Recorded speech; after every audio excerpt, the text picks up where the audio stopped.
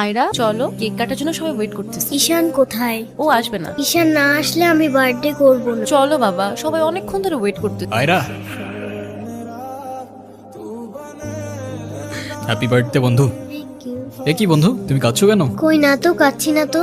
এই চলো তো। আস্তে, আমার ওর ব্যথা দোষটা কি অনু? লাগছে। তুমি আমার উপরে জেদ করে ওকে কেন কষ্ট দিচ্ছ? আমার মেয়ে, আমার যা খুশি তাই বলবো, আপনি বলার কি? কেউ না, আমি চলে যাচ্ছি আমি এই শহর ছেড়ে বহু দূরে। এমনিতেও এই শহরে আপন বলতে তেমন কেউ নেই আমার, শুধুমাত্র শেষবারের জন্য আমার ছোট্ট বন্ধুটাকে দেখতে এলাম। তবে যাবার আগে তোমাকেও কিছু কথা বলার ছিল। বলো। বাবা মা থাকতেও তাদের ভালোবাসাটা কখনো পাইনি আমি। ছোটবেলা থেকে একা একা থাকতে শিখে গেছি। আমার মতো যারা আছে না, তারা নিজের কষ্টটা কখনো বলে বুঝাইতে পারে। শুধুমাত্র এইটুকু বলতে চাই যে আমার জীবনের মতো অ্যাটলিস্ট ওর জীবনটা হতে দিও না। আমার উপরে থাকা অভিমানগুলোর জন্য তুমি ওকে কষ্ট দিও না। ভালো থেকো ছোট্ট বন্ধু। আমি ঈশানের কাছে যাব, আমার হাত ছাড়ো। ঈশান!